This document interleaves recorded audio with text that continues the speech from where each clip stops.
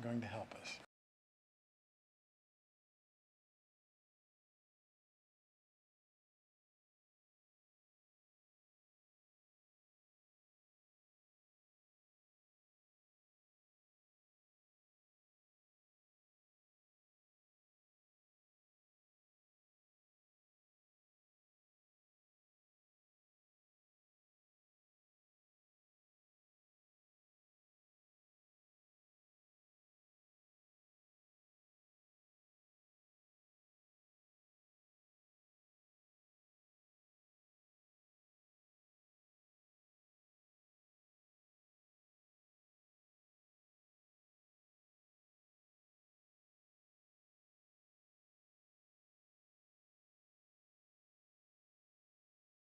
I don't like to sit in the middle.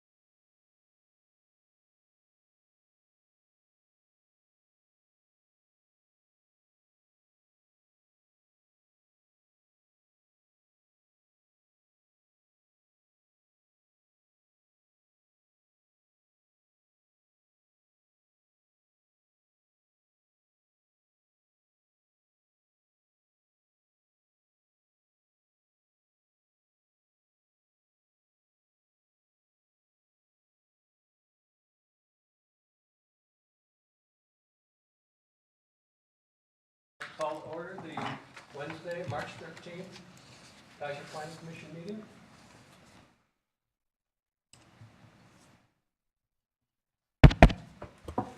All in favor? Try that again. Okay. I'd like to call to order the March 13th Keizer Planning Commission meeting. Start with the approval of the minutes for January the 9th.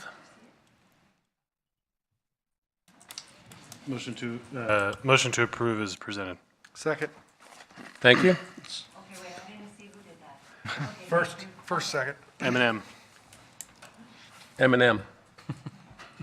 Well, there's three M&M. Well, I guess there's a possibility for three M's.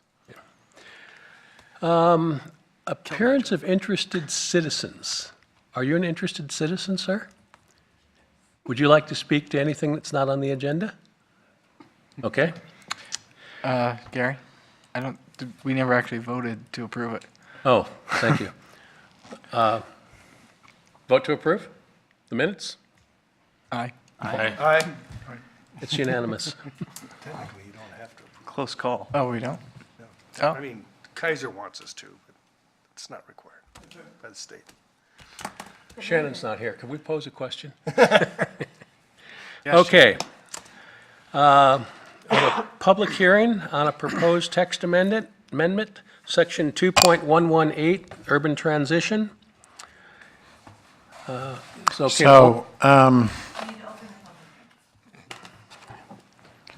open the public hearing. Good. So tonight we have a little bit of an unusual situation in that our city attorney came back from his overseas very ill. And so he has us all concerned. He has never been this ill before that we're aware of. So he would like to have some input and would like to be able to have an in-depth discussion about this particular subject, about the UT zone. So what we're going to ask the commission tonight to do is let's talk about the different aspects of the UT zone, about whether it's a text amendment, whether we want to proceed with a legislative rezone, and the reasons for and how to go about it. And so with the commission's indulgence, we would like to kind of couch the discussion tonight in terms of your input and direction for us to come back with responses to that direction. So we would ask that you would open the public hearing as you have done, but continue that public hearing for another month. So procedurally, should we then, by consensus, if it's all right, to close the public, No, you just leave it open. continue it? Just continue But the it. discussion will not be part of the public hearing, correct? Or will it be? It would become part of the public hearing. Okay. But we would not, you would not deliberate, we would just simply discuss. Okay. Is that favorable to everyone here? Yeah. Okay. Sure. So that's what we'll do? Okay, Thank you, Nate. so, Do you want to start with the staff report and go through that? Sure. We can ask questions or, right. Yeah. So, and that's, and I can speak to that. And like I said, as Nate explained, Shannon had a few little things that we wanted to work through and we were unable to do before he took off. There were some questions raised process-wise.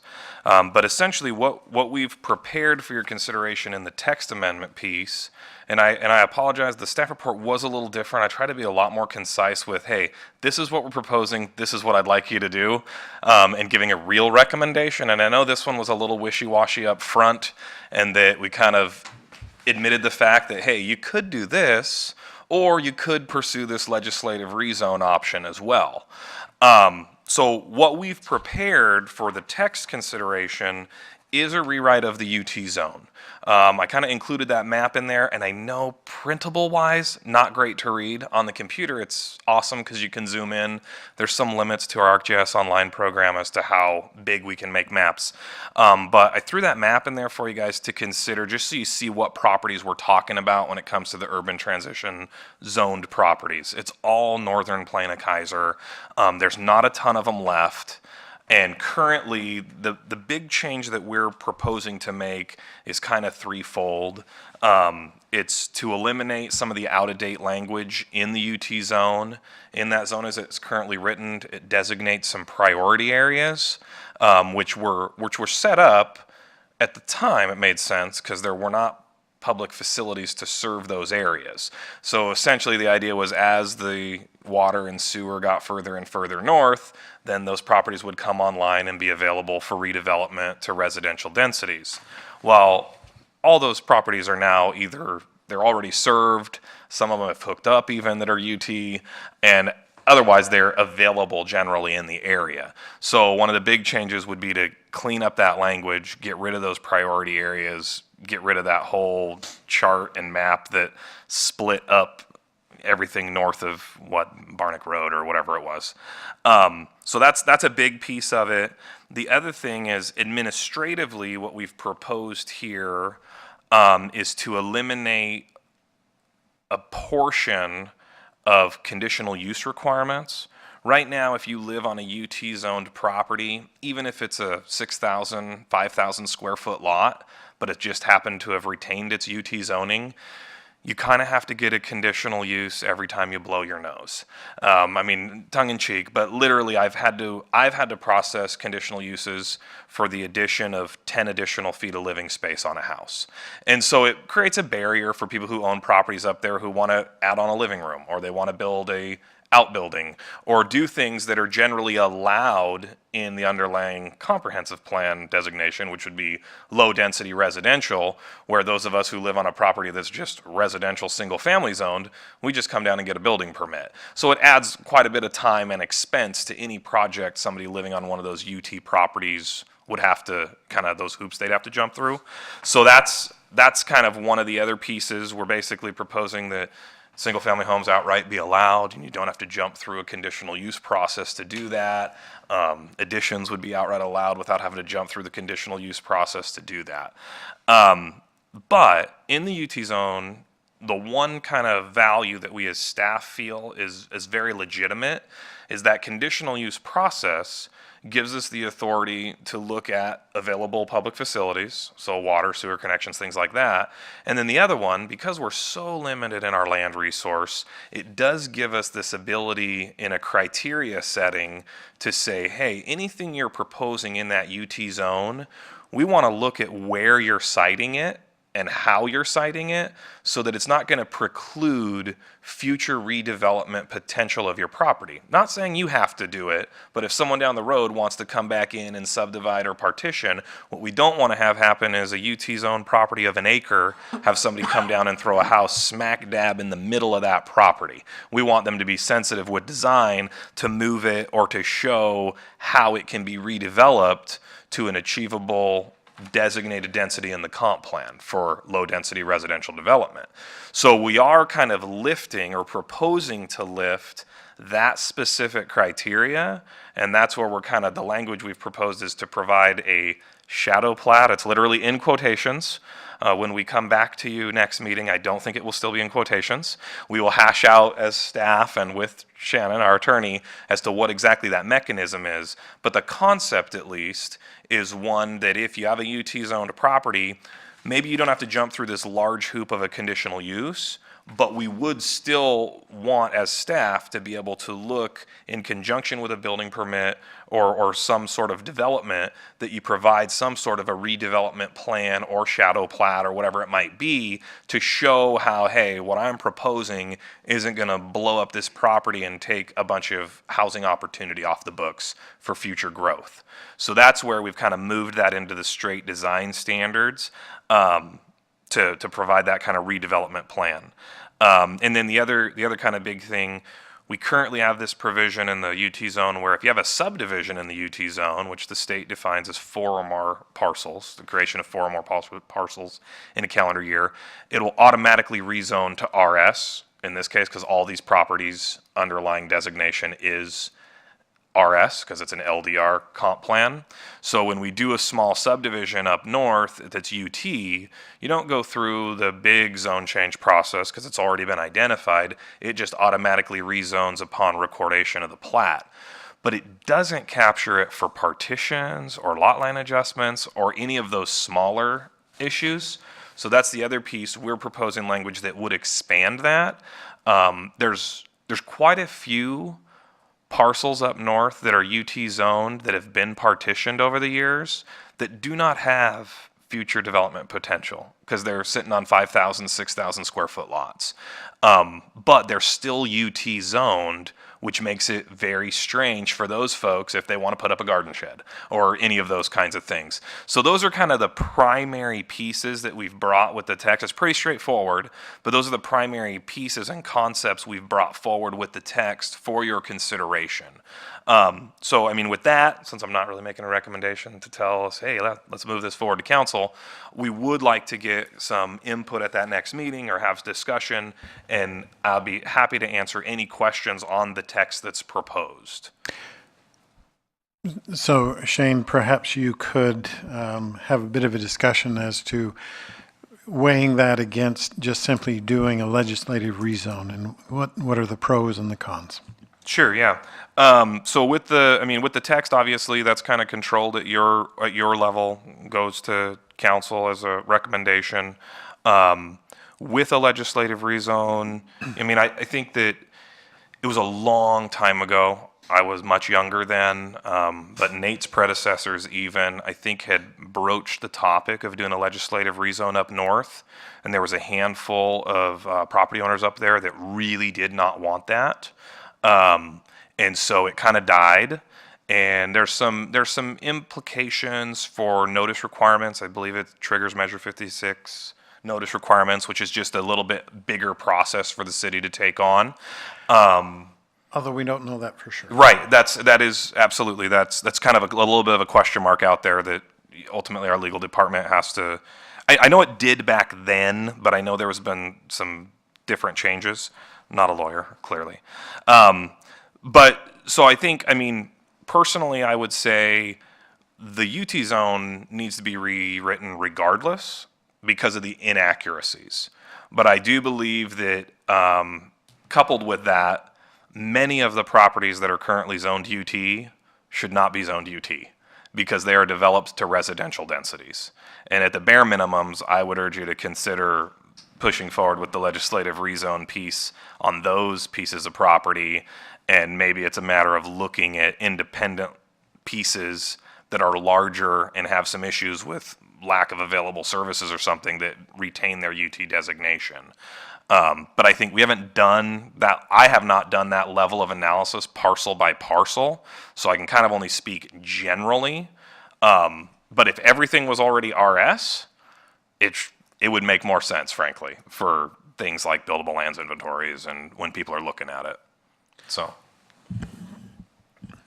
Shane, yes. in a legislative rezone, in comparison to the rewrite in the UT, Urban Transition Zone, what is the impact in the property rights retained or granted without the property owner having any say in the matter? Sure. 'Cause they own the rights. and, Yep. you know, No, that's it's- absolutely valid. And I think that's why we feel it probably is a Measure 56 kind of notice situation. But so right now, I think, when you look at that UT zone, the uses allowed are kind of odd. Really, the only thing would be the farm use, right? I mean, farm use is not an outright allowed use in the residential single-family zone. Now, that being said, if you took a property that had been functioning with a farm use, and it was UT currently, and I would hazard to say that we all remember the cow property that still has cows on it, but no longer has buildings on it at the corner of Verda and Shimala, right? So that was not originally zoned RS. It did change over the years as it came into the city limits, and then zoning got applied. So it would be similar to that type of a situation where if there was a farm operating up there currently, we wouldn't take those rights away, but they would be pushed into a non-conforming status. So it would ultimately mean that if they wanted to do expansion or change, or they quit doing that use for a time certain, which our code defines as a year, then they could lose that non-conforming status. But otherwise, there wouldn't be anything that would require someone to change the way that they're using their property currently with the rezone in and of itself. But the redevelopment of it, or if they sold it, left, it quit being used for that use, then yes, it could have an impact. And I would say specifically in that farm use, forest products, I don't think we have any up north, so I don't think that's relevant currently. Yeah, mobile home in conjunction with a farm use, so again, it's triggered by that farm use. And that's a nursery, which is kind of a farm use too. But yeah, other than that, the other uses, it talks about lawful uses that were already established, so they would still be considered pre-existing non-conforming. So yeah, I think that's about the only thing that I would see that would truly possibly be an impact. So Measure 56 requires that we go through some extraordinary notice and hearing requirements. If it is deemed that a property is losing rights. Now, the intent is you can't just, pull the rug out from somebody's expectation of how they can use their property. Now, I don't know, and the question mark comes in, and the reason we have to do some analysis is I don't know what the courts have said about a reasonable expectation within an urban growth boundary area, within clearly a defined urban area, if simply allowing uses to continue only as a legal non-conforming pushes us into that territory. So we don't have that answer for you tonight. But honestly, as far as they're under the obligation, and some could argue that we're actually facilitating the development and the use of their property by eliminating the UT provisions. The UT zone has been helpful and useful in that it has allowed us to try to implement control over the growth expectation of how properties are developed and how they will affect the future development of the property. It was also useful to say, look, you can't develop until urban services, sewer and water, are at the property. Well, as time has gone on, I think there was a question about one, maybe two properties that don't already have urban services fronting their properties. So, and that's why it's kind of a weird, in our situation, it's kind of a weird holdover from days gone past. What I like to refer to as the Mason-Dixon line, which is defined as properties north of, what is it? We used to be Barnick. Barnick, yeah. I mean, these things all happened to try and get a handle on logical development and making sure that we don't preclude. And as you all know, we're highly involved in making sure, in our efforts to try and quantify what is our development potential. That carries with it some additional responsibility to be pretty clear that, as Shane said, you can't take a 1 acre piece and plunk a ranch home square in the middle of it that will preclude access to other properties or whatever. So, all that to say is we probably think that the UT zone has still some future left in it in our city. Whether the properties that are zoned UT currently are benefiting from that, that seems to be questionable in our minds, but we don't know. We have not answered the questions of, are we going to expand the growth boundary? Will there be some utility in this zone in the future?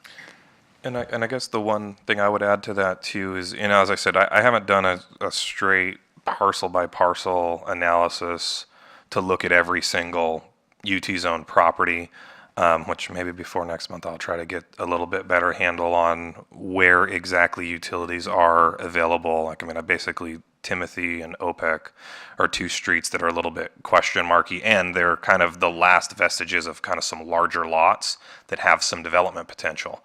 They also happen to, I think there might be some people that live on those streets that might not want to have their zones changed, just knowing some of the folks that live up there. But the one thing I would say from just a conceptual understanding, I think there's a few options, and I don't think I did a great job of spelling out all of the options, because frankly, that's hard to do in a written form without writing a staff memo that'd be 5 pages long. But I think from a simplistic viewpoint, you could look at it as, well, we could amend the UT zone to update it, to streamline it, to remove some barriers. That's kind of option one that I initially set out to do with this at this meeting. But then after some more discussions that we had, it went, well, maybe we need to pause. And then due to our attorney not being here, he said, no, you really need to pause. But I think there would be that option, which would be kind of a pretty simple, what we always do with text amendments. Another option would be to say, hey, we're going to pursue the legislative rezone, so just hit the pause button on the text amendment altogether. Let's pursue the legislative rezone and see what happens. And if it gets all kinds of pushback and we're all getting beat up and the public hearings go bad and it gets pulled, you could always not do that, I suppose. But the other piece you could look at, and I think if you did the legislative rezone and said, okay, all the UT is going to go to RS, I think you would want to follow that up with eliminating the UT zone from the development code probably entirely, because there would be no property zoned it, and it has all those errors in it anyway. So it's riddled with inaccuracies and has no utility. I would say you'd probably just get rid of that section altogether.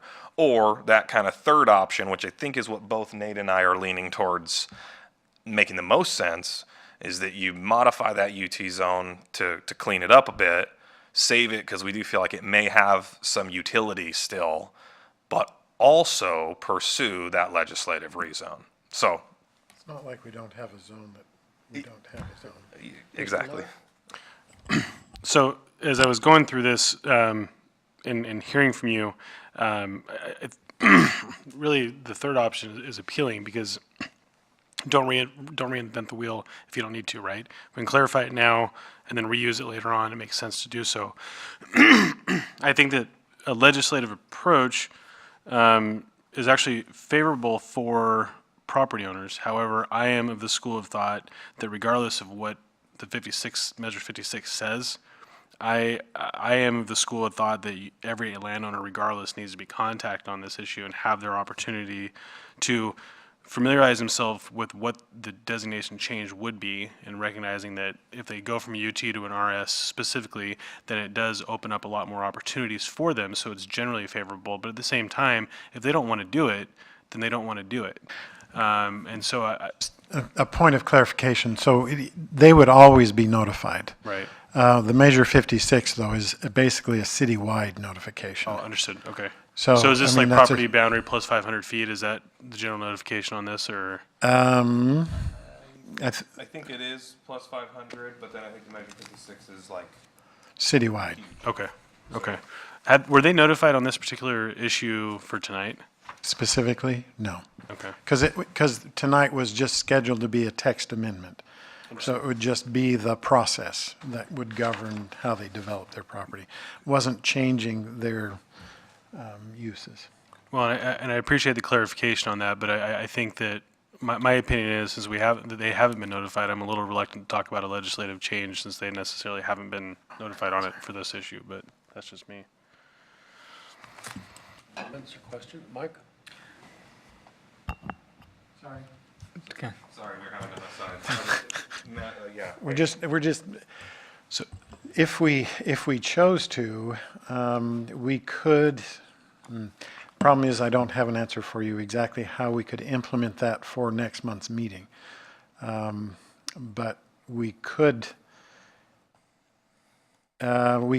proceed on notifying those property owners if that was something you wanted to pursue. Oh, Michael? Well, I think we should address this first and then. Okay.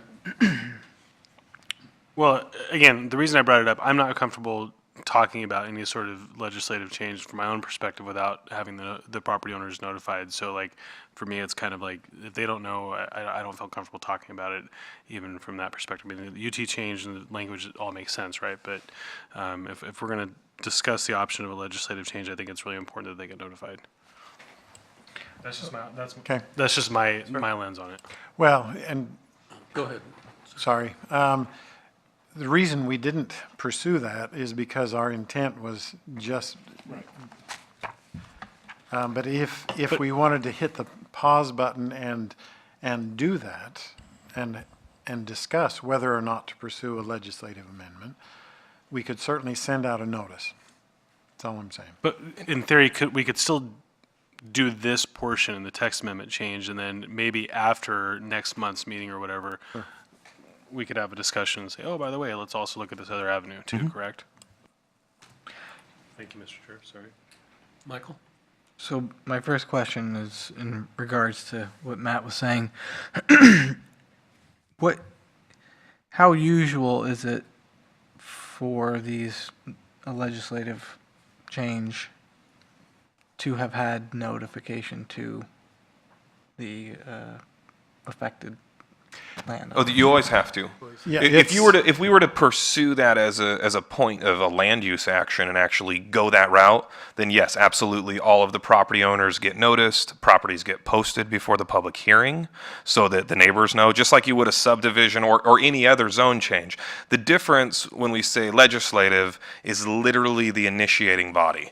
So instead of an applicant that says, hey, I own this property, I want to come to the city because I want to change. We'll just go back to the cow property because we all know it. We want to change from an RS designation to an RM designation to allow multifamily. So you've got to come to Planning Commission. You've got to come to City Council to have a public hearing to ask that permission and to make that application.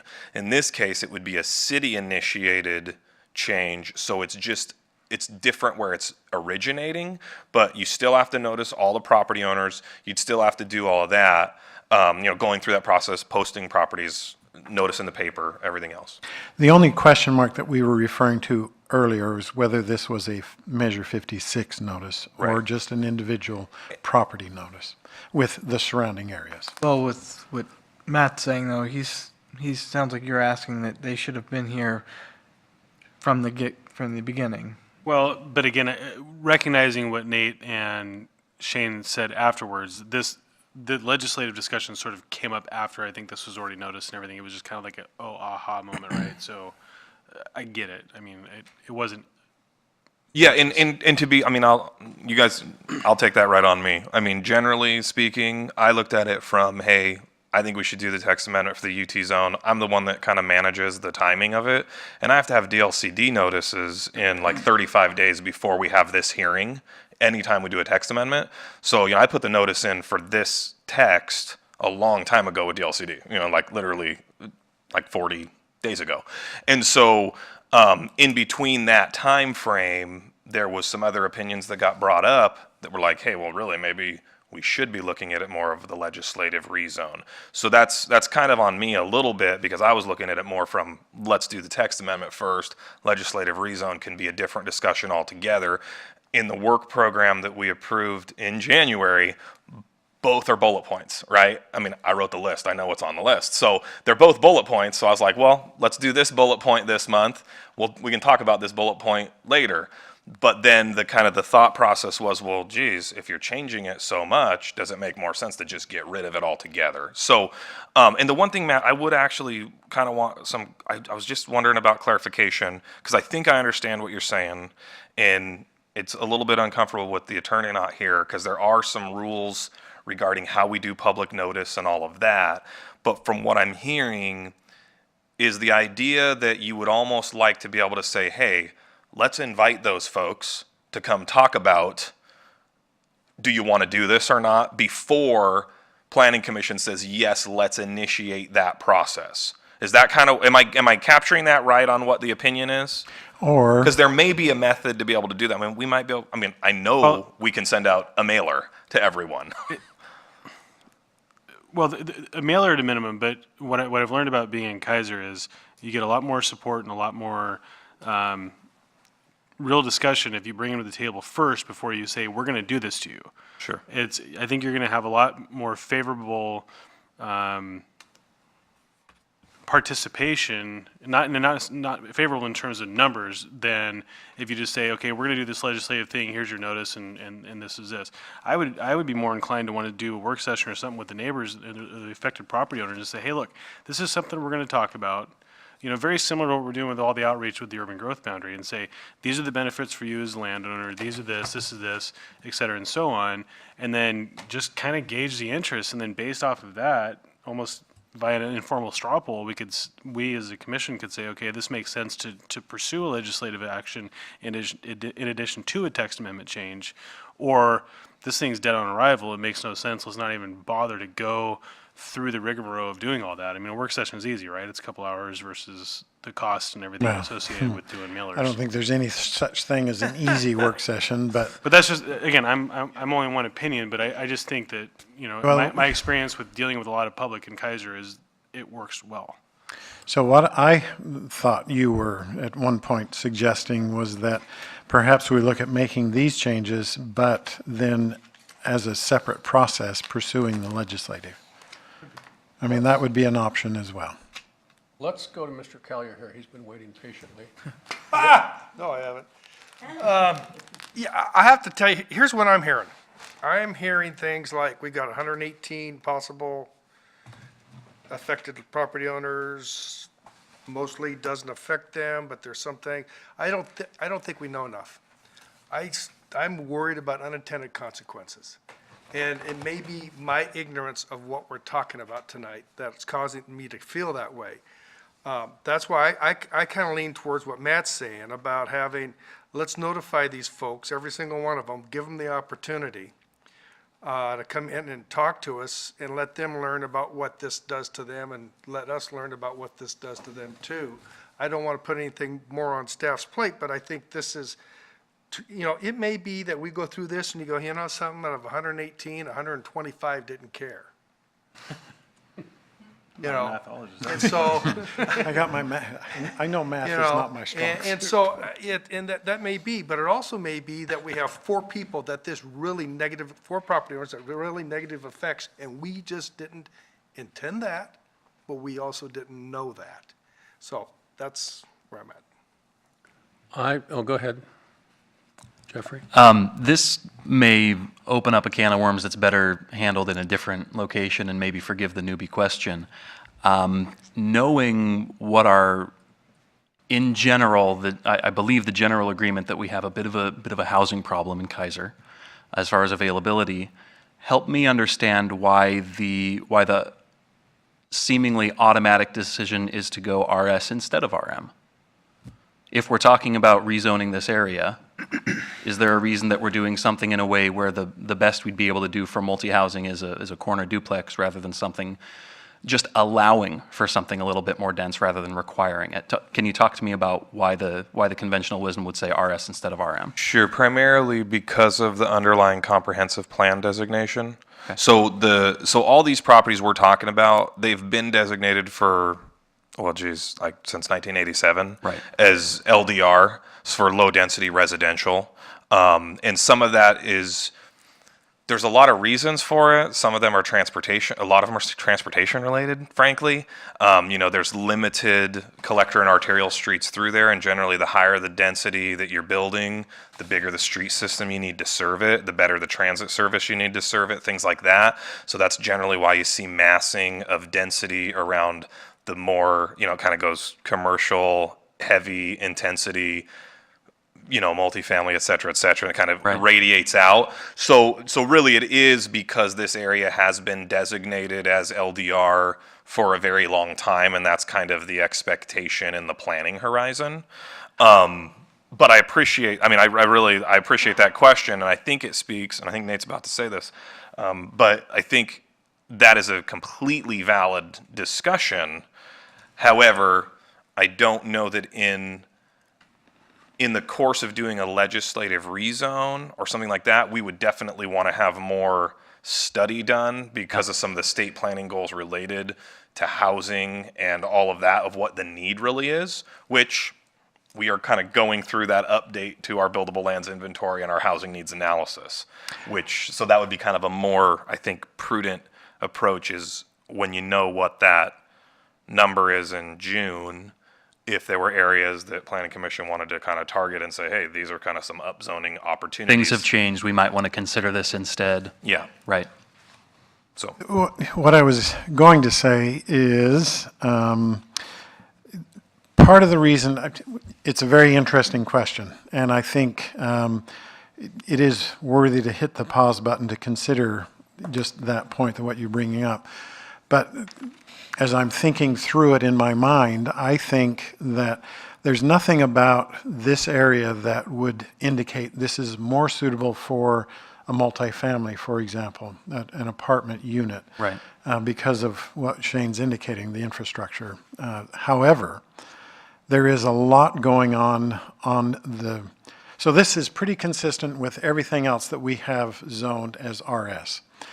There's a lot going on to how we're allowing more density in those consistently RS zoned properties, such as ADUs, cottage clusters, how we can adjust those thresholds, how we can allow more development that is consistent across the city, instead of just saying, well, we have some of these isolated parcels up here, let's zone them for an isolated kind of multifamily use, which then we run into a foul of spot zoning or some other weird kind of things.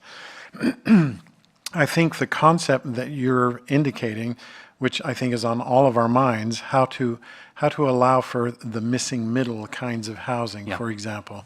I think that discussion is appropriate to be had across all the RS zones in our city. Instead of just saying, well, let's look at this parcel up here in the northeast quadrant of our city.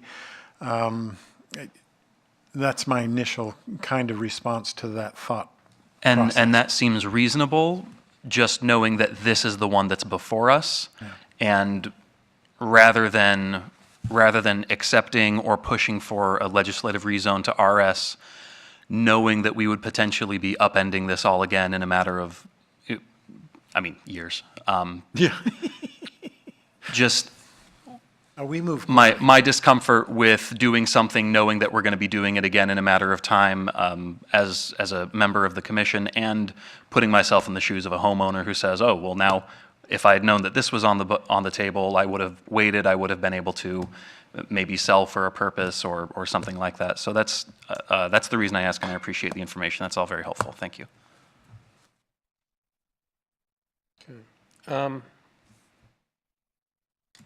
Yeah, I think we have a lot of unanswered questions, and I think we need to communicate with the people that live in this area. Because whether it be a legislative change or a rewrite of the UT, when I look at the rewrite of the UT, and I read, about the shadow plat, that makes me a little uneasy to say, okay, you, citizen, property owner, taxpayer, and all the rights that go with, we're telling you how you can use your property, where you can put your house. I understand the methodology there, but we also, I think, have to have some respect for an individual rights without totally throwing away the big picture of the community. And I don't know where we get that balance, but Mr. Collier, I bet you do. Well, I called Shane to talk about shadow plats and trying to figure out, what in the heck that meant. And my biggest concern is we're eliminating the conditional use, but then we're putting another step for them with the shadow plat, however that gets defined. And and wanted them to show the future, which my concern becomes, that property goes to sell that, they sell it, that person who buys that inherits everything that's there, and their purpose may be different. So, you know, the whole purpose of having the conditional use is to be able to say, you meet this criteria and you can go do what you want to do. You don't have to worry about doing additional steps. The way it's written now, my understanding, talking with Shane, is that there's additional steps, and Right. and people don't necessarily know what they can or cannot do with the land. So I think we have a lot of education to receive here. As a commission. Yes, we have as a lot- commission, I yes. would agree. Regarding the shadow plats, looking through the language, it appears that that's only for new developments on basically an empty lot. You want to put something on it. Tell us your general plan. Yeah, Is that correct? let me walk you through kind of the reasoning of why it got written the way it got written. You know, sometimes we go line by line with these text amendments, sometimes we don't. This one we didn't because we kind of already set out to say we're going to kind of carry it forward. But let me clarify just a couple things. That term shadow plat isn't meant to be magical or locked into any one kind of deal. It really is meant to replace the conditional use criteria B, which is 2.11804B, and the current language. So if you were building a new house, if you were adding on to a house, if you were building a shop, doing anything in the UT zone essentially, you would have to show us with a written statement and plans that any significant unused portion of the property has adequate development options and will not restrict development options on adjacent properties. So I essentially already have the hammer to say, no, you can't put your house there. And I make people show me this right now in the UT zone. So honestly, for me as the administrator of the code, when people come in and talk to me and I write the reports, I'm looking at this language I proposed as much easier, a much lessened hoop. I may have the wrong language though, because clearly that carries with it some ideas that I may not be intending to communicate. So I think it's super helpful to hear the concerns from the commissioners, to kind of hear what I'm hearing. That helps me go back and maybe to pick Shannon's brain a little bit and say, okay, what's maybe better language we can propose to bring back to the next public hearing next month. So that's really helpful. The other piece is the reason that language got added is because as an outright permitted use, I added two uses, single-family dwellings and accessory structures. Currently, those are not allowed as an outright use in the UT zone. So the way that people get to build a new single-family home on a UT zone, other than going through a very expensive zone change process, is that we have to justify that a single-family dwelling is listed as a permitted use in the most restrictive underlying zoning that can be applied to the property, which is kind of found in 2.11803A. So that's where we allow single-family homes currently. So what I was trying to do is specifically make it easier to allow that single-family home to be placed in the UT zone, because that's primarily over the last 20 years, well, 18 years. Over the last 18 years of working with folks up there in that area, that's primarily what they come in to do. The one thing I would say is I actually had that where we put that in the development standards, I specifically connected it to a new dwelling or an accessory structure. Frankly, if we struck all of it and pinned it down and pared it down, because I think the utility of the UT zone is to look, and again, it's hard, property rights versus, efficient use of land is always going to be an argument, especially in our community. I mean, it would be for me as well as a property owner. And again, I don't think the intent is to preclude people being able to do what they want to do with their property, but it's also to be responsible with that resource that they have. So I think it is difficult.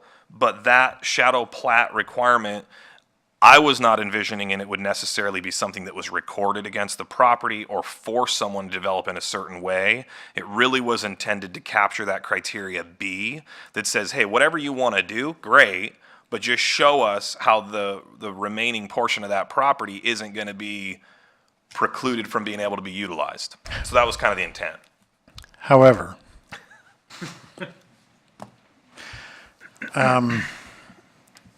part of our effort is to try and clarify exactly what that process is. And my desire is that there is clarity on both sides. Clarity for the property owner, how does this affect their rights? But also clarity for us in saying what authority do we have to require what it is we desire. And I think there is a balance. We have to be able to recognize those property rights. That's fundamental to who we are, and we acknowledge that. However, there's also a requirement too that as you develop your property within this urban context, that you have to acknowledge that urban context. And that's what we're trying to find, that balance. I will spare you the soapbox that what I just got back from my trip to China, where property rights simply do not exist. So yeah, I'm a little sensitive to the whole thing. So we are trying to find clarity for both, and where is that boundary, and what can we expect as a community, and what can they expect as a property owner and their rights. Matt? So a non-UT zone designated area, they're going to go and develop a piece of property. They have none of these requirements currently set forth, right? Other than the normal building process, but they have to be considerate of the land. They have to be considerate of all Have to the show things that you're already connectivity. saying. They have to do all of that. Right. It greatly depends on if they're dividing land or not. Okay. Yeah. But regardless, all those things are already in play, right? The text amendment, to me, proposes to basically shoehorn them into that same process without the conditional use piece and some other things like that. If it were on these particular properties, if this were to go legislative and we went through all that process, this section added in 2.118.01 at the very bottom, all in red, effectively could just go away for these particular properties right now and retain the same spirit moving forward if you redesignate areas UT, correct?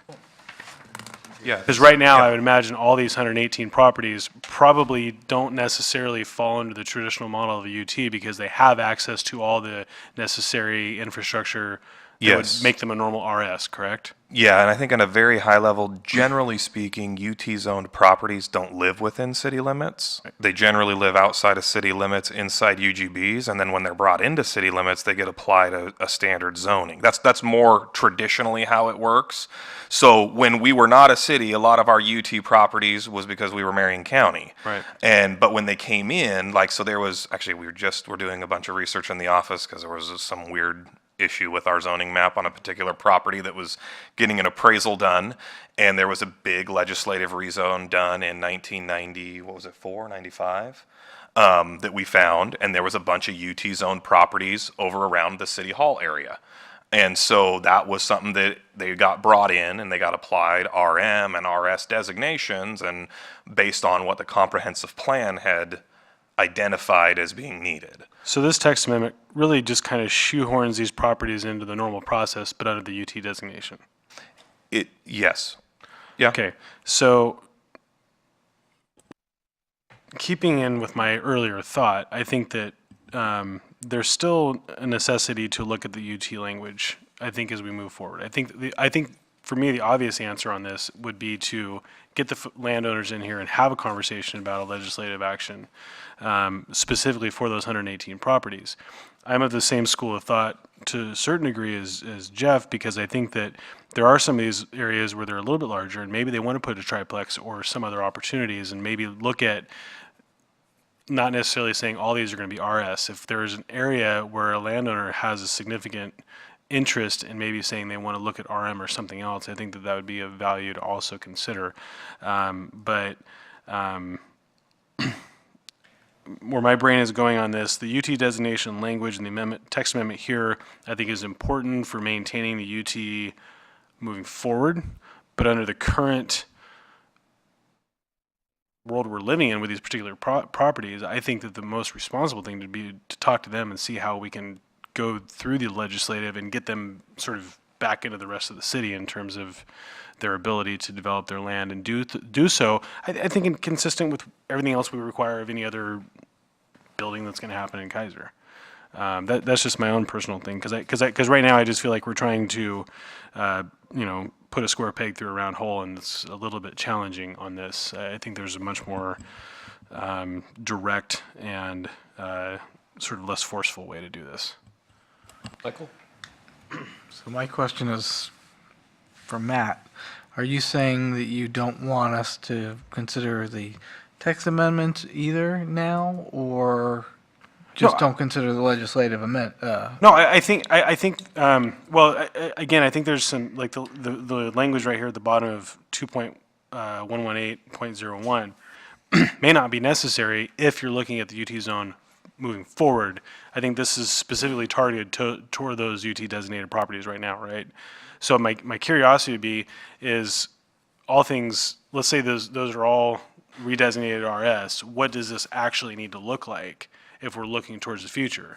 Or, I mean, frankly, leave it as it is, because it would speak to that as services, but then it's contrary, in my opinion, because the UT designation is, you don't have services, but now you have services, and oh, by the way, you got to follow all the normal processes as if you had services to begin with. Are we just talking in a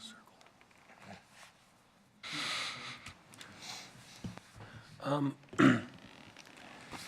I had the sense, and I just asked one of my colleagues here, are we just kind of talking in a circle and not moving in any direction? And that's my sense. But having said that, I mean, this conversation is valuable, but I don't know that we're really moving towards solving or resolving anything here. I Well, think we need Let me see if more I can information, summarize what I've and heard. I think we need those property owners, whether it's required to or not required to, I think we should invite them to come here, and based on historical past, you might have 3 or 4 people come, and that's optimistic. Maybe not. Or maybe they will show up in bunches, which would be great. But I think we should have it doesn't even have to be an official meeting, scheduled workshop or anything.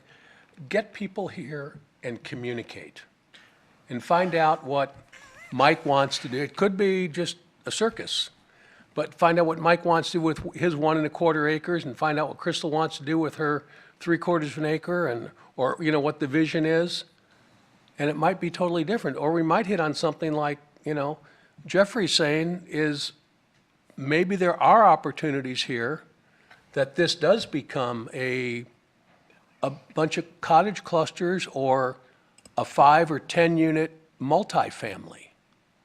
And then we address the transportation issues that go along with that.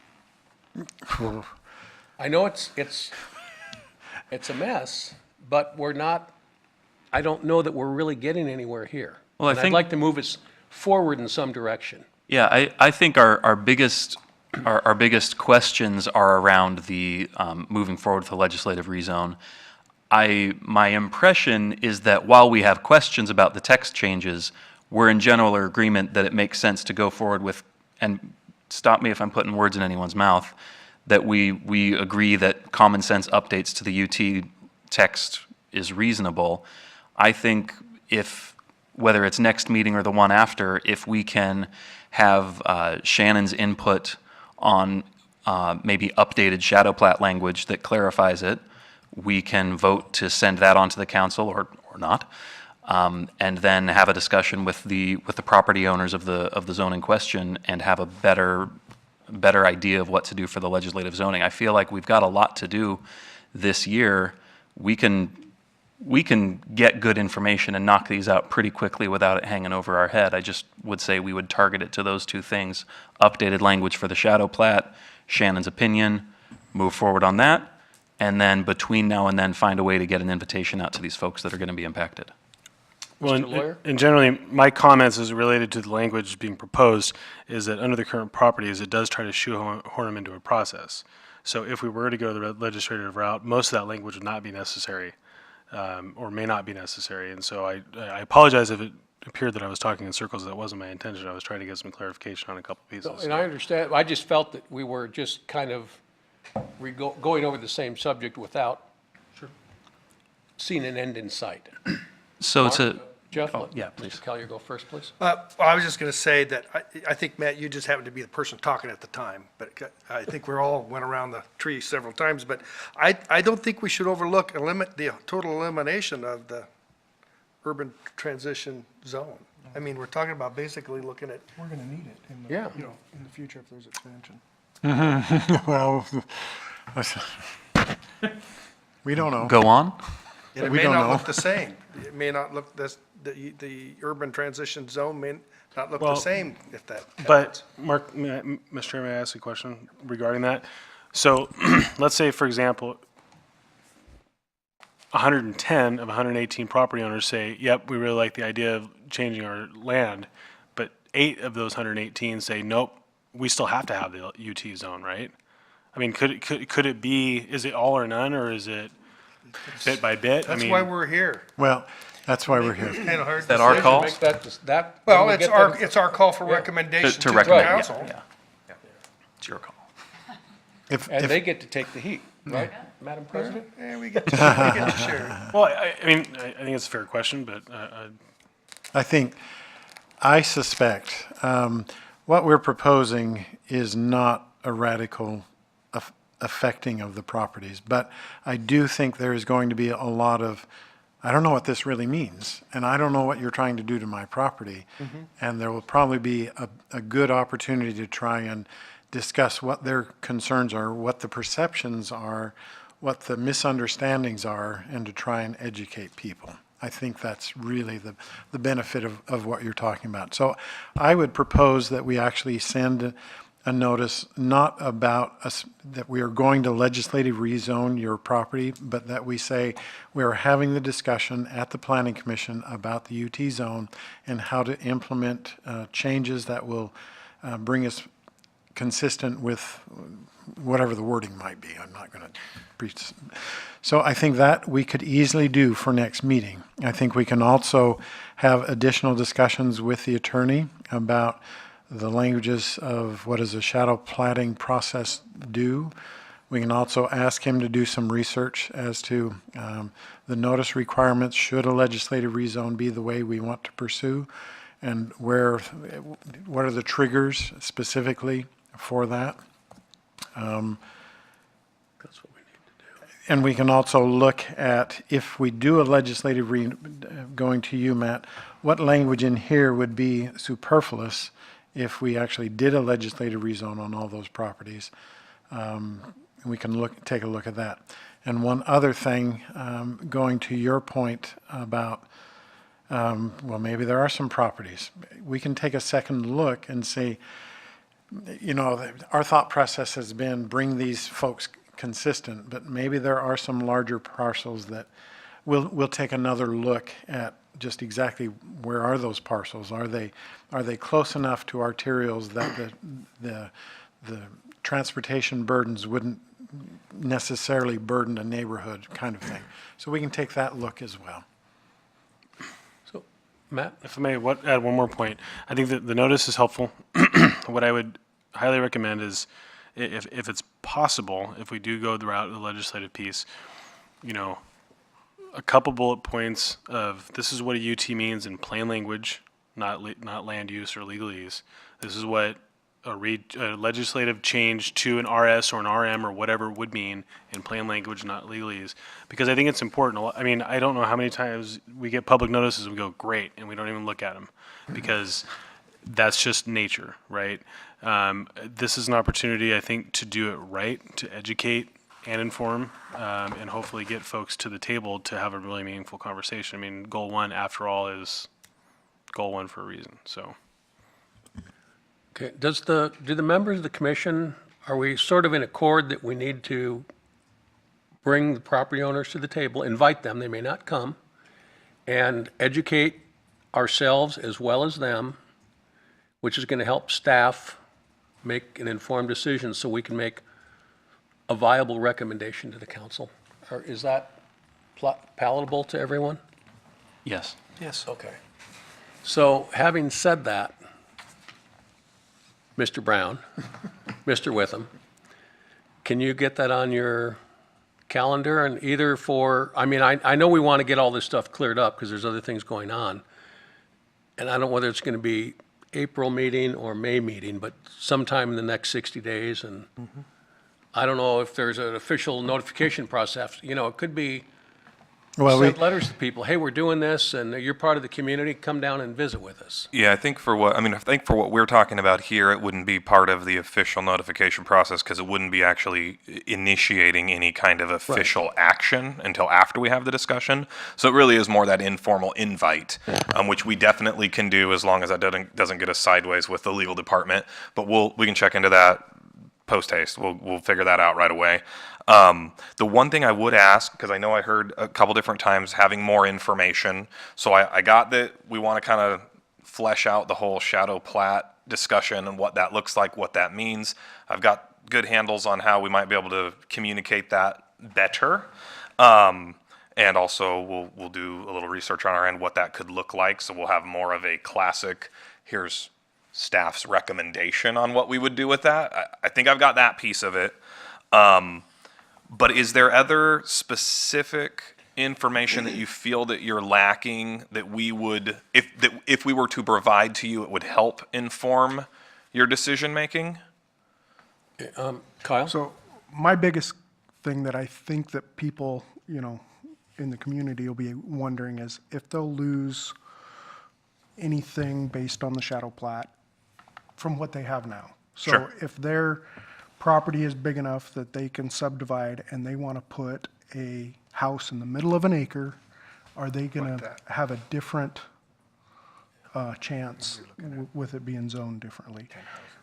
Well, from what you were saying earlier, really not, because you already have We already have that power. veto We already power. require people to not do that. Right. So if they think that they can do that now, but they really can't, I think that's going to be the biggest thing that you're going to get the question on. And again, that's the educational aspect Right. of what we're So talking if we about. say, it doesn't matter whether we change it, you can't do that. That's why I asked if it was this, Right. I Yeah. think that's going to be the biggest thing that we need Okay. to define. From my perspective as a builder, that was my first thought. Sure. is, if I own that property and I want to put a house in the middle of it, and I really don't care what you think about the density, I'm going to want to do that. Sure. But if I can't later, but I could now, I'd be pissed. But if it doesn't Sure, matter, then sure. it doesn't matter. Right, But they need to know that. right. Okay. That's a good point. Okay. So, we know what staff is going to provide us, correct? Or we think we do?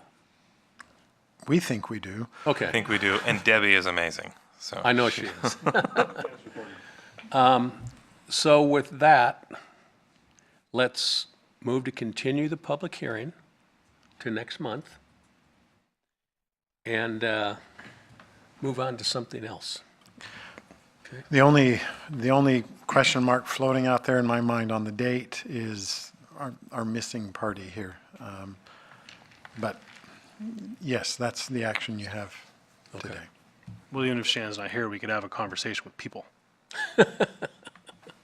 Yep, it's all, But it there's would be nothing nice to get- quasi-judicial here. Right. So, Yeah, so this will be an informal, it's an informational exchange, hopefully, that we can hear from whoever many people show up, what their view is. And Kyle, I think you raise a good point. They might think they can do this and find out, well, they've never been able to do that. Right. And that will neutralize maybe some of any angst that they might have moving forward. Okay, so, item 5, new and old business, staff report. Oh, do we need to continue the Do we public need, hearing? yeah, Oh, we did, motion didn't for- we? Oh, we need a motion? I don't know. We don't need a motion for that. Okay, Yeah, we're just going to continue it to next month, okay. I declare. by consensus. Okay, new and old business. As you have been referring to, we're doing a lot of work on a lot of stuff. We just had a conversation with our consultants on the revitalization program. Was it just yesterday that we had our phone conference? before was the housing needs. Yeah, okay, fine. So we're moving into the phase of we're now, the consultants are working at putting specific language together on implementation tools. and I think all of you are up to speed because you've been doing a lot of work and participating. But, so we're basically we're taking the zoning along River Road and consolidating it. We are adjusting setbacks and minimum lot coverage requirements. We are providing other kinds of land use efficiencies, for example, allowing more flexibilities for ADUs within the overlay district. Anyway, so the consultant is going through all of those points that the committee and that you have been hearing, ideas being floated out there, and turning that into specific how that would look in our development code. So we had a lengthy conversation with our consultants on that yesterday afternoon. They are putting together some suggested some draft language for us that we'll have this coming week because we want to get it out to the committee by the end of next week. As far as the housing needs analysis goes, the billable lands, our meeting is going to be on March 25th. Which is a Monday, and it's from 6 to 8, so if you'd mark your calendars there. That is also kind of moving into the phase of, well, here's specifically where what these issues are manifesting themselves in the analysis that they're doing. So we're getting, of course, as expected, as we go further into these projects, we're getting more specific information.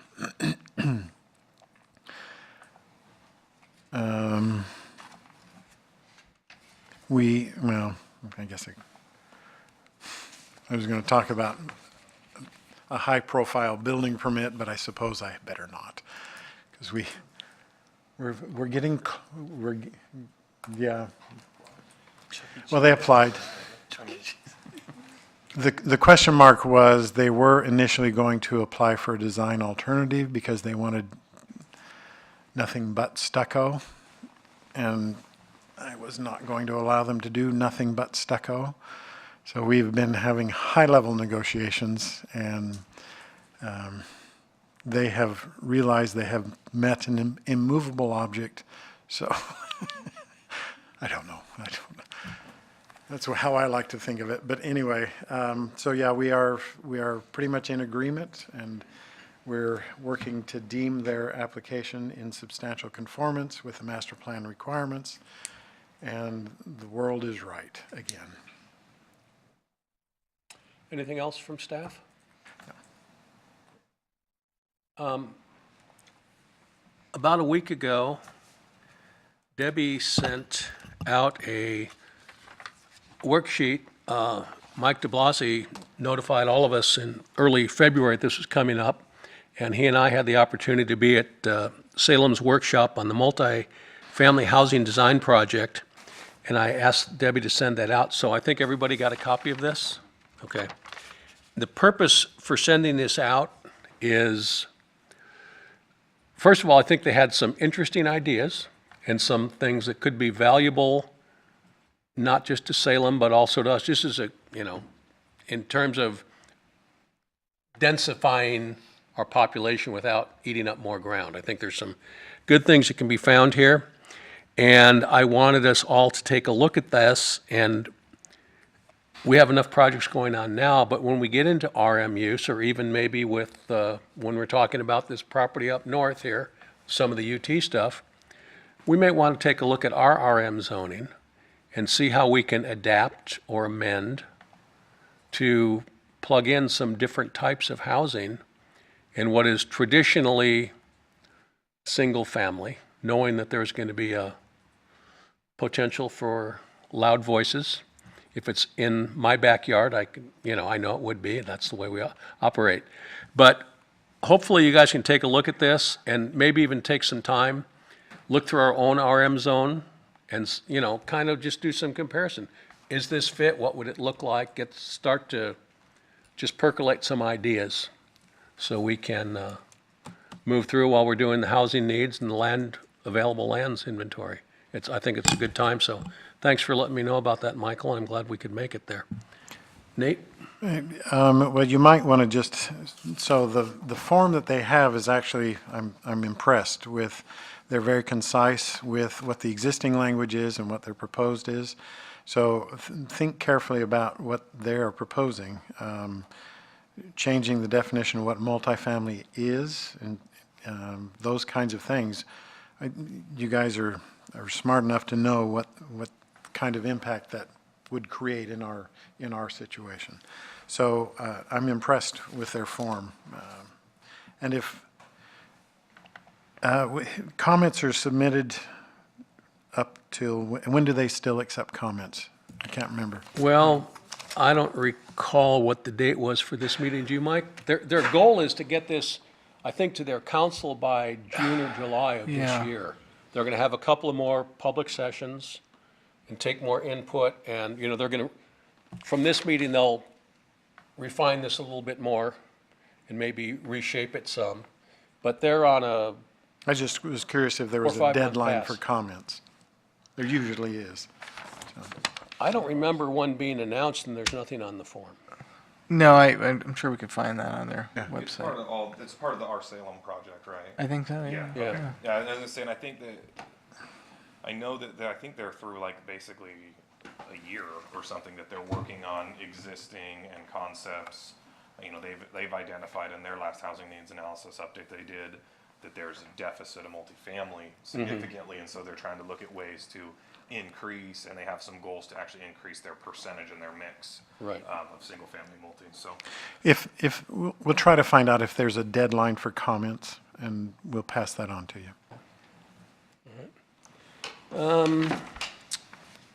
Anything else from any of the members of commission? Okay. Youth Liaison Report. Christopher? I have nothing to report at this time. Okay. Counselor Freeman? Thank you. Thank you for all speaking in your mic, by the way. When you're watching at home, some of you have very soft voices and you can't hear, so, yeah. Kyle, Gary, who's sitting way back here, so I'm just warning you. You can scream at the TV when you're watching, right? And then I'm hammering emails. She's already called me out. Yeah, when I was at home. So just some things that are coming up. Let's see. Most importantly is this Saturday, the 16th at 9 a.m., 9 to noon here at Keizer City Hall, rain or shine, but I understand it's supposed to be a nice day, is cleanup thanks to Keizer Rotary, Lake Point Church, and all the volunteers that are going to show up. So I'm hoping that everyone will be here with gloves and not scissors, but, you know, clippers and rakes and whatever Most else. of our trimming will be done. Okay, Yeah, it's really. pretty- Cleanup. It's cleanup. okay, so Yeah. it's cleanup. Good. So then no one's going to get those lovely stickers of those red bushes that are out front. When you pick them up, you're gonna. Yeah, okay, well, I'm not going to do that because I had one for a really long time in my finger and it was horrible. The next council meeting is Monday, the 18th, here at 7 p.m. Rest of the things this week, Thursday is traffic, bikeways, pedestrian safety committee, 6 p.m. here in the council chambers. Also on Thursday, the 14th, is the West Keizer Neighborhood Association meeting at 7, and the mayor will be giving her city address, the state of the city. She did it yesterday at the Keizer Chamber. So if you heard that, it's probably going to be the same, but still would encourage everyone to visit West Keizer. We always have cookies, so it's always, you know, a nice gesture to come. And then next week is Greater Gubser on the 21st. Still right, Mark? Yes. The 21st, 7 p.m. at Gubser Elementary. That's Neighborhood Association? Gubser Neighborhood Association, yeah.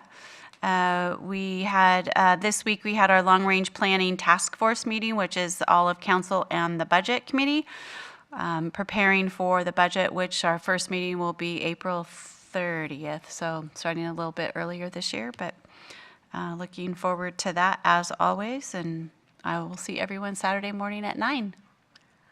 Okay. Thank you. Thank you.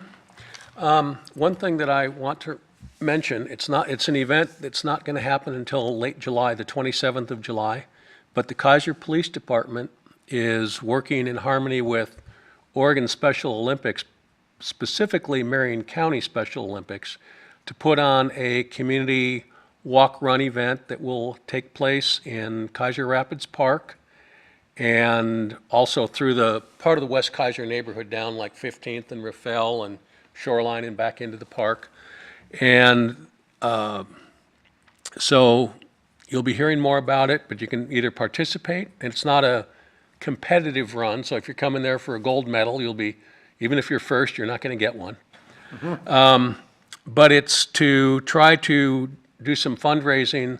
Special Olympics is for special needs kids and adults. It's not capped by age, but for the last at least 2 years, and I believe 3 years, they've pretty much had to not have any participation because of funding issues. There was no misuse or anything, but just, people lost some enthusiasm for it, and it's kind of gone away. And law enforcement agencies throughout the state have taken this on as a key project for them. So Keizer Police Department, as well as many agencies statewide, are doing this. So if you can go online, you can find this, and it should be a good event. It's going to be low-key. It's going to be, part of it's going to be a day in the park. They're planning to have a bounce toy. There's going to be a number of police personnel there with some of their equipment, and I understand there's going to be a canine dog there. There's also going to be a bounce house, police chaplains. I think there's three people that serve in that role. They're going to be serving hot dogs, and there'll be beverages, so come on out and have a good time. And with that, let's see, Mr. Watson, Monday, March 18th. You're our council representative. Can you make that? It's on the calendar. All right. So it is 7:16. Yes, madam. Can I just clarify on the agenda, it says the next meeting's April 11th. Are we meeting on a Thursday or a Wednesday? I just want to make sure we're, unless I'm looking at my calendar incorrectly. No, it should be the 10th. Okay. The 10th, okay. Thank you. Welcome. Good catch. Okay, we are adjourned. Thanks, everyone, for being here.